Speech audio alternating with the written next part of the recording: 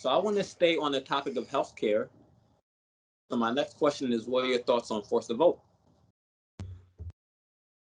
Now we're getting into some fun territory. I absolutely adored the strategy of forced to vote, and I was wholeheartedly against it. And I was so angry to see that any populist left progressive opposed it, especially people in Congress who dare to claim that they're democratic socialists, and then in the middle of a fucking pandemic when people need healthcare the most, you're not gonna fight for Medicare for all? Are you kidding me? No. They're forced to vote was the objectively correct strategy. The objectively correct strategy.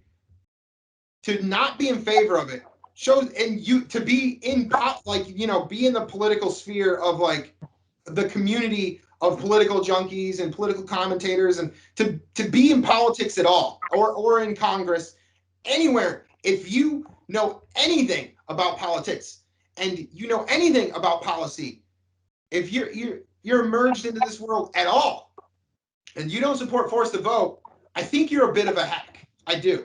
I do. I might be harsh, but it's the truth. Like, you're just not. You're either a hack or you're beyond ignorant, and you shouldn't be in the position you're in to talk about politics or to be in Congress if you can't get this right. Like, people say, oh, you have a pre-purity test or a litmus test. I do on some things. Everybody does. Everybody draws a line somewhere. Yeah. Everybody does. If Donald Trump ran as a Democrat, people would be like, I still don't know if I'd. Well, oh my God, blue no matter who people might. I don't know. They probably wouldn't. Although now they're trying to rehabilitate George Bush, but so like maybe they would. I don't know. Maybe there's some people who are so blind with party tribalism that they wouldn't draw a line. But everybody would draw a line. I have to believe everybody would draw a line somewhere. Eventually they draw a line. And I don't think it's unreasonable to say that my line is with the correct positions, especially the easily winnable positions. Yeah, absolutely. So sticking on this topic of forced to vote, in regards to forced to vote, Representative Pramila Jayapal said, if someone wants to call us to force a vote on Medicare for all, I am happy to tell you why I think that's a bad idea. It will end our movement. Do you agree? I only agree with the fact that I want her to tell me why she doesn't think it's a good idea, because she's wrong. She's wrong that it's not a good idea. I would love to actually hear her pathetic excuse, her pathetic arguments, her debunked establishment talking points as to why forced to vote is not the objectively correct thing to do. And I've heard it before. There's been policies in the past, or there's been bills in the past that the biggest thing that I hear is that, well, when you vote, let's say you get a vote on this, it's going to fail, and it's just going to hurt the movement. We got some of our most important legislation passed by fighting for it over and over and over again, getting votes on it over and over and over again, and it failing the first few times. But that's climbing with that. We're actively putting that front and center, and we're making an argument for it so that it's in the sphere of public opinion, and we can make those arguments. Absolutely. Like, it doesn't. I'm sorry. Yeah, it doesn't hurt the movement at all. It only gains us momentum and pushes us forward and closer to that final end goal. Absolutely. And Pramila Jayapal making that argument that if you force a vote and it fails, it ends the movement. Well, I would say, contrary to her opinion, Women's suffrage failed 11 times. That's And the civil rights movement, fighting for the Civil Rights Act, failed 14 times. those So are actually, when I said previous legislation had, those are actually what I was referring to. I was going to bring them up if you hadn't. That's great that you mentioned that. Yeah. That's the fantastic. Yeah, no, to say that a failed vote on Medicare for all would only hurt the movement, it is historically proven false. So, like I said, ignorance. It's she's either ignorant or she's a bad faith actor, and those are the only two options. absolutely. So a question I want to ask: do you think the Justice Democrats are corrupt? This one I have mixed opinions. So I mean, I guess it depends on your definition of corrupt. Do you if you mean financially corrupt, then I would have to I'd have to say no. Not financially corrupt. Is that they don't take any corporate super PAC money. They don't do big money bundling. They get their money from small individual donors. Here's the thing though. Corrupt doesn't just mean financially corrupt. Computer files are corrupt. They don't take any money. Like, corruption isn't just, or not all computer files. Computer files can be corrupt without having anything to do with finances. Corruption, you can be a corrupted individual by the system. The system has corrupted them. So I would advise against the word corrupt, and I would just, when I talk about the squad, I say useless, pathetic, worthless, just spineless, just I are they corrupt? If somebody said no, not then I would be like, okay, as long as they're saying no, but they suck because, and they're useless and worthless, and all of these terrible things, then I'd say, okay, I'll give you a pass as long as as long as you're still critiquing them in an effective way and saying they're still, you admit they're carrying weight for the establishment. You admit that they're being awful on policy and strategy, and they're basically not the progressives that they were when they campaigned. And you admit all that stuff. I can accept, and I'm trying to be fair here, I can accept somebody saying they're not corrupted financially, because that I would agree with. What I would say is that they're not sellouts. What I would say is that they're worse than sellouts. So Nancy Pelosi, she sells out financially for money, basically, and then she takes money from her donors, and then she does the bidding of her donors. So at least when she's taking money, she gets the little feel good chemicals in her brain of bribe, money, and power. The squad is, if they're selling out, it's for free. There's no reason. That's worse. At least there's an addiction with the Nancy Pelosi way of being a sellout. You're just fucking everyone over for nothing. For nothing. That's worse. That's arguably worse. And so, it's crazy to me that you're not taking any corporate super PAC money. You get there with these people who might be nice to you, but are clearly two-faced and treating you like shit, because every time they go on an interview, they say, Nancy Pelosi belittles you and speaks condescendingly to you.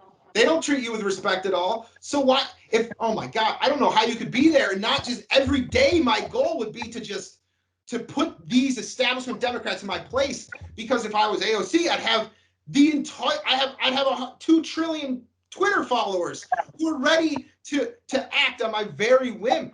If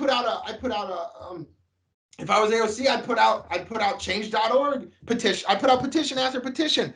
I'd get people to call their representatives. I would have mass protests on the street.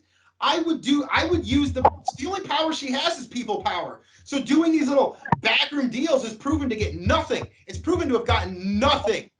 Oh, we can't do force the vote, they say, because we have to save that for more important issues, like the living wage, that we also won't do. We can't do force the vote because it won't pass. But then at one point they were saying, oh, well, we should do we should do a $15 an hour wage. But that might not pass either because of Joe Biden, Kristen Sinema, and oh, don't tell me his name is Joe Manchin. And so, like, you can't show double standards and hypocrisies in certain situations and be like, well, we can't do this because it won't pass, but we can't do this, force the vote, because even if we got a vote on it, it wouldn't pass. But we could do a living wage because that might not pass either. But wait, what? That's a contradiction. You can't have two positions that actively contradict each other. That's not consistently principled. But the problem with it is that the Justice Democrats, AOC campaigned on forcing a vote for Medicare for all and fighting for Medicare for all and those strategies. What the Bronx and Queens needs is Medicare for all. We can do it now. It takes political courage. Start bringing the ruckus on the Democratic Party. That is our job.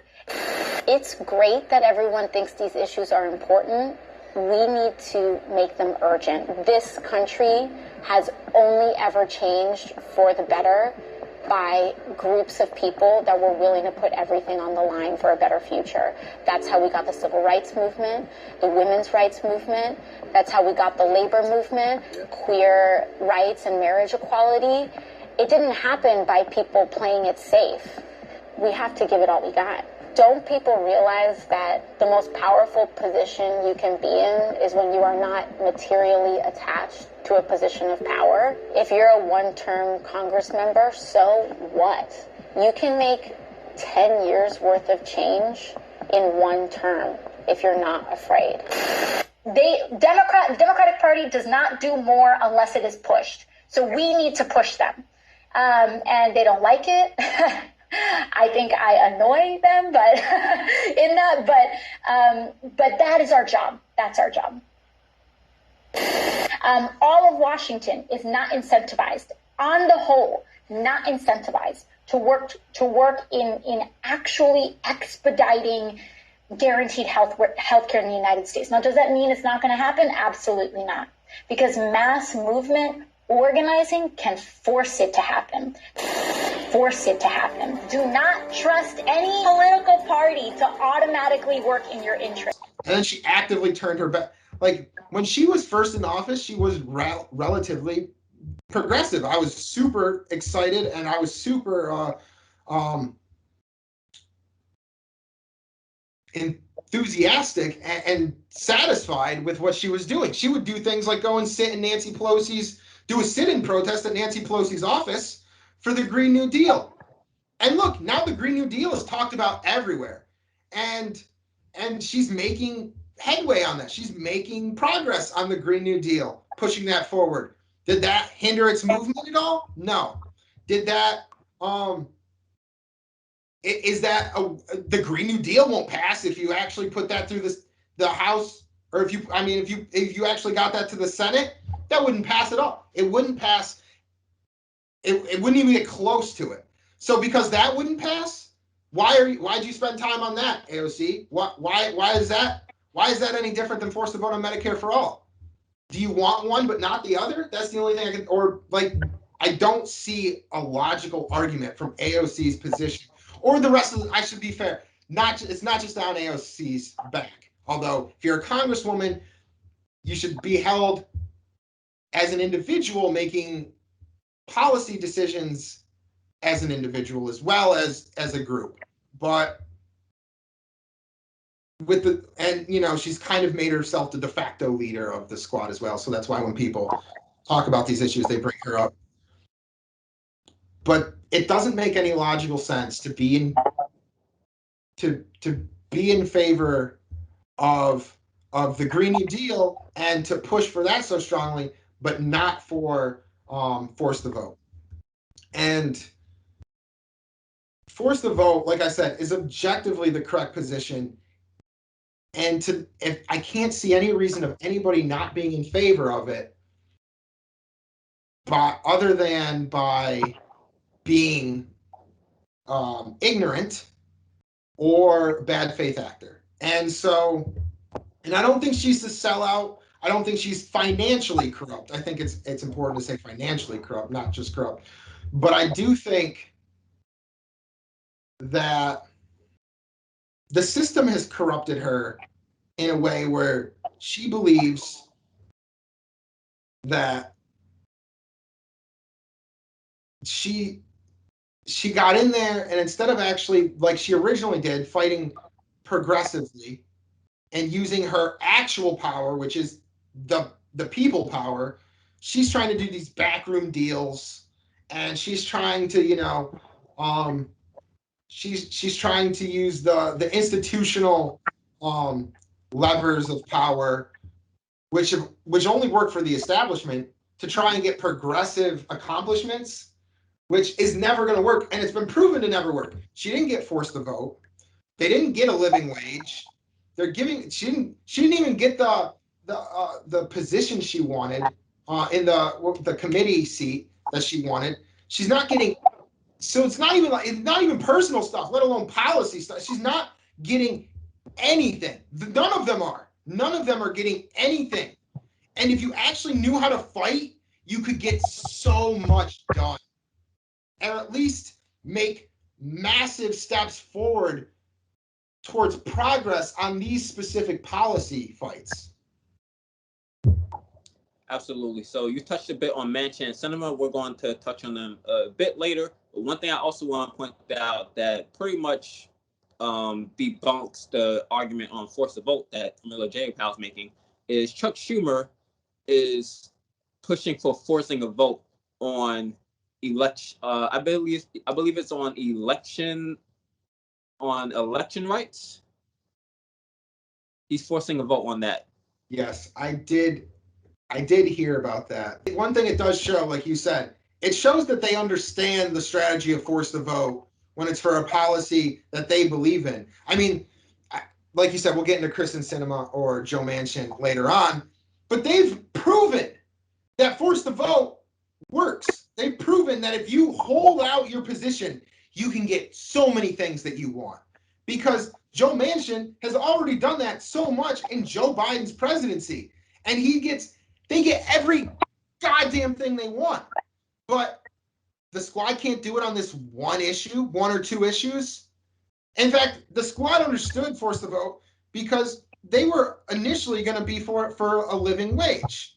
And so, which they ultimately didn't do. They ultimately didn't really push that hard on a living wage. They kind of let it, and then when they actually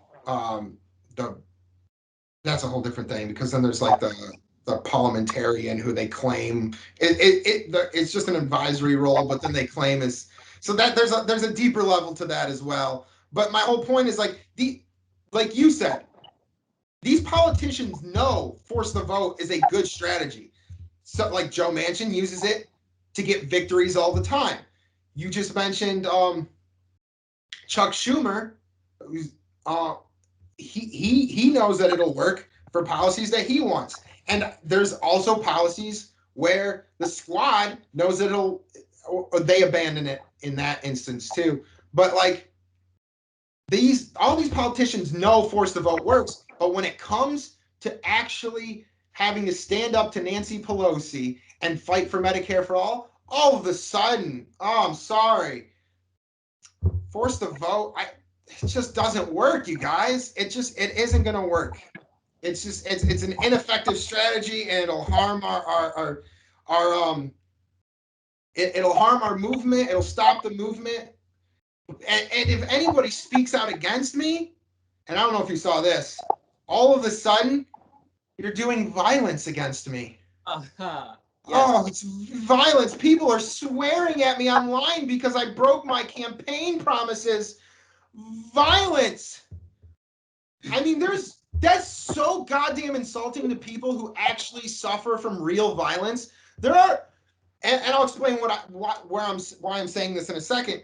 There are women who actually are in abusive relationships who suffer real violence there are people who suffer from real violence every day. Real violence that they can't help.